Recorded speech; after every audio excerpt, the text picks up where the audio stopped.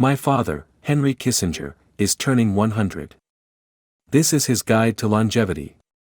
On Saturday, my father, Henry Kissinger, celebrates his 100th birthday. This might have an air of inevitability for anyone familiar with his force of character and love of historical symbolism. Not only has he outlived most of his peers, eminent detractors and students, but he has also remained indefatigably active throughout his 90s. Even the pandemic did not slow him down. Since 2020, he has completed 2 books and begun work on a third. He returned from the Bilderberg conference in Lisbon earlier this week just in time to embark on a series of centennial celebrations that will take him from New York to London and finally to his hometown of Fürth, Germany. My father's longevity is especially miraculous when one considers the health regimen he has followed throughout his adult life, which includes a diet heavy on bratwurst and Wiener Schnitzel, a career of relentlessly stressful decision-making, and a love of sports purely as a spectator, never a participant. How then to account for his enduring mental and physical vitality? He has an unquenchable curiosity that keeps him dynamically engaged with the world. His mind is a heat-seeking weapon that identifies and grapples with the existential challenges of the day. In the 1950s, the issue was the rise of nuclear weapons and their threat to humanity. About 5 years ago, as a promising young man of 95, my father became obsessed with the philosophical and practical implications of artificial intelligence. As the Thanksgiving turkey was passed around in recent years, he would ruminate about the repercussions of this new technology, in ways that occasionally reminded his grandchildren of storylines in the Terminator films. While immersing himself in the technical aspects of AI with the intensity of an MIT grad student, he infused the debate over its uses with his singular philosophical and historical insight. The other secret to my father's endurance is his sense of mission. Although he has been caricatured as a cold realist, he is anything but dispassionate. He believes deeply in such arcane concepts as patriotism, loyalty, and bipartisanship. It pains him to see the nastiness in today's public discourse and the seeming collapse of the art of diplomacy. As a child, I remember the warmth of his friendships with people whose politics might have been different from his, such as Kay Graham, Ted Kennedy, and Hubert Humphrey. Kennedy loved to play practical jokes that my father thoroughly enjoyed, including inviting Dad to his home office and claiming to have a mongoose hidden in a closet. Even as Cold War tensions persisted, Soviet ambassador to the United States Anatoly Dobrynin was a frequent guest at our house.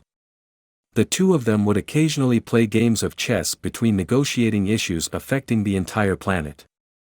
My father had no illusions about the repressive nature of the Soviet regime, but these regular conversations helped de-escalate tensions at a time when the nuclear superpowers appeared to be on a collision course. If only such regular dialogue occurred between the top players in today's global tensions. Chess aside, diplomacy was never a game for my father. He practiced it with a commitment and tenacity born of personal experience. As a refugee from Nazi Germany, he had lost 13 family members and countless friends to the Holocaust. He returned to his native Germany as an American soldier, participating in the liberation of the Ulm concentration camp near Hanover. There, he witnessed the depths to which mankind can sink unconstrained by international structures of peace and justice. Next month, we will return to Fürth, where he will lay a wreath at the grave of his grandfather, who did not escape. I know that no son can be truly objective about his father's legacy, but I am proud of my father's efforts to anchor statecraft with consistent principles and an awareness of historical reality. This is the mission he has pursued for the better part of a century, using his rare brain and unflagging energy to serve the country that saved his family and launched him on a journey beyond his wildest dreams.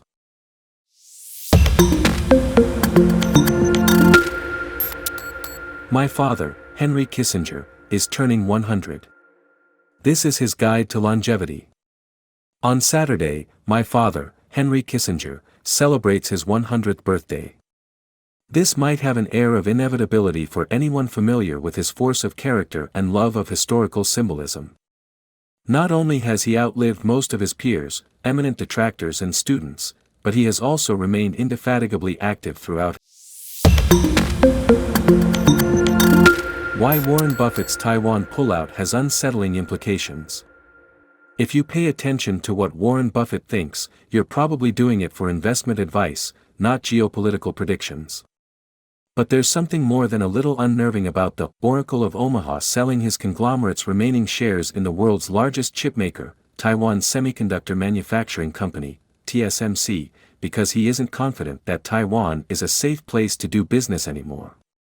On an analyst call this month, Buffett said, "I don't like its location, and I've reevaluated that. I feel better about the capital that we've got deployed in Japan than Taiwan.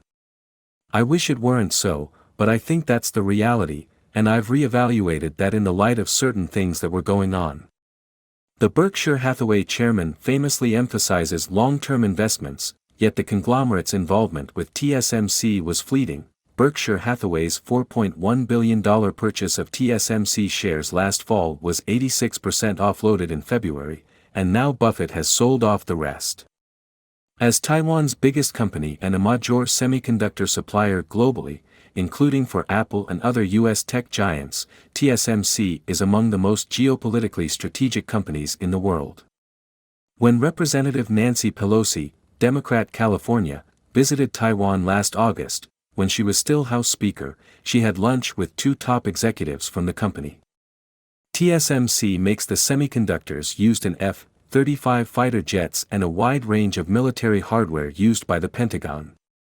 In addition to the many other reasons a Chinese invasion of Taiwan would be catastrophic, Beijing's conquering of the island would cut off the supply of chips vital to the functioning of U.S. defense systems. What's particularly alarming about Buffett's decision to sell the stake in TSMC is that seemingly the sole reason behind it was the company's location. Taiwan is about 100 miles from the southeast coast of China, which claims the island as its sovereign territory. Beijing has become increasingly bellicose in recent months as it threatens to seize control of the self-governing democracy. China's military added a new twist to its intimidation tactics last month, practicing an aircraft carrier-based attack from the east, with a record 91 warplanes flying near Taiwanese airspace, instead of making the usual feint across the Taiwan Strait from the west. In an April 12 interview with CNBC, Buffett said, "I think Taiwan Semiconductor is one of the best. Well, it's the best in that field, and it's one of the best companies in the world. It's a fabulous enterprise. And Apple buys a lot of the products from them." Referring to TSMC's plan to expand and upgrade a new factory in Arizona, Buffett said, "They're good and they're coming to the United States." So, what scared Buffett away from TSMC clearly had nothing to do with the quality of the company itself. It was just the sheer unpredictability of China's plans. Confirming to his interviewer that the threat of a Chinese invasion had driven his thinking, Buffett said, "China and the United States are going to be superpowers. And they will always compete with each other," but he worried about matters getting out of control or accidents occurring. Buffett added, "It's a dangerous world."